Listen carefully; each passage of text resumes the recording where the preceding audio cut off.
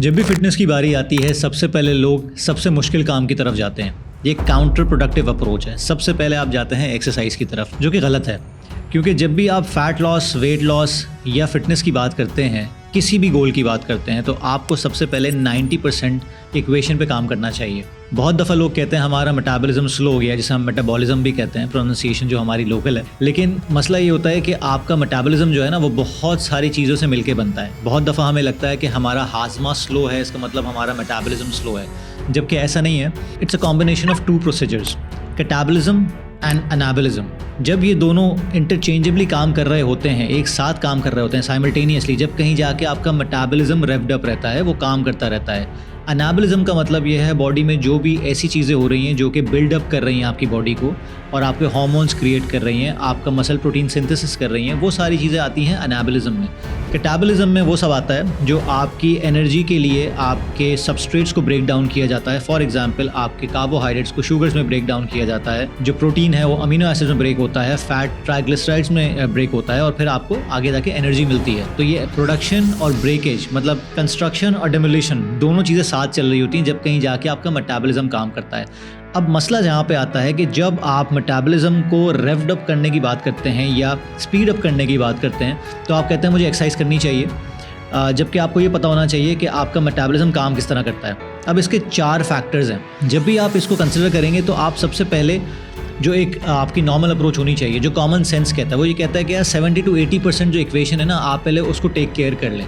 तो 70% जो आपका मेटाबॉलिज्म काम कर रहा होता है या आपकी बॉडी जिस तरह काम कर रही होती है, वो है BMR, बेसल मेटाबॉलिक रेट। ये वो एनर्जी है जो टोटल डेली एनर्जी एक्सपेंडिचर का 70% है। मतलब जो आप टोटल डेली एक्सपेंड कर रहे हैं उसमें से 70% आपका BMR कंज्यूम कर रहा है। ये BMR वो एनर्जी है जो आपकी बॉडी का, आप ये समझ लें कि यूटिलिटी बिल्स हैं। आपकी बॉडी की लाइट स्विच ऑन रखने के लिए पूरा दिन, जब से आप पैदा हुए हैं जब तक आप मरेंगे नहीं, सारी ज़िंदगी स्विच ऑन रखने के लिए आपके यूटिलिटी बिल्स हैं, और ये BMR कहलाता है। और ये 70% आपकी एनर्जी कंज्यूम कर रहा होता है पर डे। ये पर डे की बात कर रहा हूँ मैं। आप 15-20% आप और लगा लें, जिसमें आता है NEAT, non exercise activity thermogenesis. ये वो हैं जो एक्सरसाइज नहीं है, उठना बैठना, कपकपाना, मतलब फिजिट करना, और इसके अलावा सीढ़ियाँ चढ़ना उतरना, वॉक करना, नॉर्मल जो नॉन एक्सरसाइज एक्टिविटीज़ होती हैं। फॉर एग्जांपल मैंने सर भी खुजा रहा हूँ, तो ये भी नॉन एक्सरसाइज एक्टिविटी है। तो ये आपका तकरीबन 15% लगा लें आप, तो 70 और 15% 85% हो गया। बाकी 10% आता है थर्मोजेनिक इफेक्ट ऑफ फूड। अब ये बड़ा इंटरेस्टिंग सीन है, क्योंकि खाना खाने से एनर्जी कैसे बर्न होती है।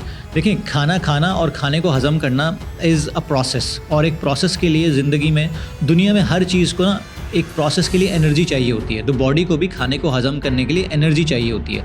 जब भी आप कार्बोहाइड्रेट हज़म करते हैं तो कार्बोहाइड्रेट तकरीबन 5-10% वो बर्न हो जाता है, उसकी एनर्जी बर्न होती है उसको हज़म करने के लिए। सेम इज़ द केस 2.5 से 5% आपका फैट ले लेता है बर्न करने के लिए।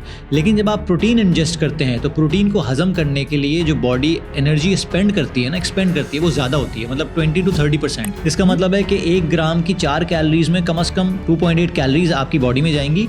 1 से 1.5 कैलोरी तकरीबन आप ये समझ लो कि 1/4 से ज़्यादा आपकी बर्न हो जाएंगी। ये एनर्जी जब बर्न हो रही है, इसका मतलब है कि आपके फैट बर्न हो रहे हैं, आप ऑक्सीजन ज़्यादा यूज़ हो रही है और आपका वेट भी लॉस हो रहा है। इसलिए कहा जाता है कि जब आप कैलोरी डेफिसिट में होते हैं तो प्रोटीन को ऊपर रखा करें, क्योंकि प्रोटीन ऊपर रहने से आपको ऑटोमेटिक फैट लॉस में हेल्प मिलती है। ये तो हो गया 70% BMR, 15% नीट और TEF जो मैंने आखिर में फूड का जिक्र किया, ये हो गया 10%। आखिर का बचता 5%। इस 5% में आपकी सारी की सारी मेहनत जाती है, वो होता है ईट, एक्सरसाइज एक्टिविटी थर्मोजेनेसिस। ये है एक्सरसाइज, जहाँ पे आप जिम जाते हैं या जिम नहीं जाते, घर पे रहते हैं और आप एक्सरसाइज की नीयत से कोई एक्टिविटी करना शुरू करते हैं, भले वो साइकिलिंग हो, भले वो वॉक हो। वैसे तो वॉक एक फुली फ्लेज एक्सरसाइज नहीं है, ये नॉन एक्सरसाइज एक्टिविटी में आती है, लेकिन फिर भी जो वॉक की तरह, एक्सरसाइज की तरह वॉक करते हैं, तो वो इंटेंशनली एक्सरसाइज कर रहे होते हैं, लेकिन वो 5% ऑफ द इक्वेशन है।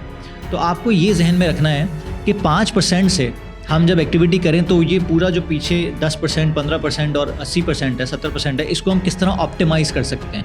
अब ये बात आती है हमारे बिजनेसेस की, हमारे नॉर्मल जिस तरह हम काम कर रहे होते हैं ऑफिस में, कि यार 80-20 है ना, तो 20% को किस तरह ऑप्टिमाइज़ किया जाए कि 80% हमारा जो रेवेन्यू है वो बढ़ता चला जाए, जैसे हमारे नॉर्मल कंज्यूमर्स होते हैं और हमारे की अकाउंट्स होते हैं। तो अब एक छोटी समझने वाली बात यह है कि जो भी आप 5% में एक्टिविटीज़ कर रहे हैं ना, सबसे पहले कोशिश करें कि उसमें आप लॉन्ग टर्म के लिए कोई सिस्टम डेवलप करें अपनी बॉडी में, जो आपका रेस्टिंग पीरियड में भी आपके फैट बर्न करने में हेल्प करे। अव्वल तो इतना बहुत ज़्यादा फ़र्क नहीं पड़ेगा, लेकिन जो भी है ना होने से होना बेहतर है।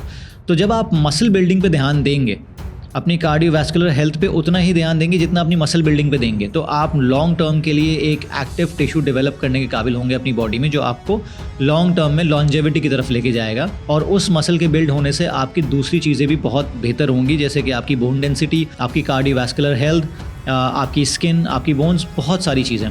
और ये जब 5% हम करते हैं तो इसमें हम बहुत सारा भागते हैं, बहुत सारी जॉगिंग करते हैं, बहुत सारा एंड्योरेंस वर्कआउट करते हैं। तो जब भी ये 5% पे आप काम करें, ऐसा काम करें जो लॉन्ग टर्म में आपको हेल्प करे। तो ये इतना आसान नहीं जितना हमने समझा हुआ है कि हम सिर्फ भागना दौड़ना शुरू करेंगे, हमारा वेट लॉस हो जाएगा, हमारा फैट लॉस हो जाएगा, हमारा मेटाबॉलिज्म तेज़ हो जाएगा। ऐसा नहीं होता। जब भी आप फिटनेस की बात करें, एक्सरसाइज का बाद में सोचें ज़रूर, लेकिन उसको 5% ही इंपॉर्टेंस दें। पहले इंपॉर्टेंस दें कि आप खाने में अपना थर्मोजेनिक इफेक्ट ऑफ फूड कैसे बढ़ा सकते हैं, अपना नॉन एक्सरसाइज एक्टिविटी कैसे बढ़ा सकते हैं, ज़्यादा एक्टिव हो जाएं पहले से। और वो जो 5% आप एक्सरसाइज कर रहे हैं वो कहीं जाके आपके इस BMR को बेहतर करेगा। इसका मतलब ये है कि आप BMR को डायरेक्टली कोई काम नहीं कर सकते हो, 70% पे डायरेक्टली काम नहीं कर सकते, 30% को आपको ऑप्टिमाइज करना पड़ेगा, जो कि आपके कंट्रोल में है, जो कि आप कर सकते हैं। फिर कहीं जाके आपका BMR बेहतर होगा, आपका ओवरऑल मेटाबॉलिज्म बेहतर होगा। मेरा मकसद सिर्फ ये है कि आपको इतने सहल अल्फाज में इस तरह समझाऊं जिस तरह मैं चाहता था मुझे कोई समझाए जब मुझे कुछ समझ में नहीं आता था। तो मेरे जितने भी एक्सपीरियंसेस हैं, जितना भी मुताला रहा है, जितनी भी स्टडीज़ हैं और जितनी भी रिसर्चेस मेरे सामने आती रहती हैं, जितने भी कंटेंट क्रिएटर्स को मैं देखता रहता हूँ, जितना कंज्यूम करता रहता हूँ, मेरी कोशिश ये होती है कि उसको आसान से आसान अल्फाज में अपने क्लाइंट्स के लिए और आप लोगों के लिए लाऊं, ताकि आपको समझ में आए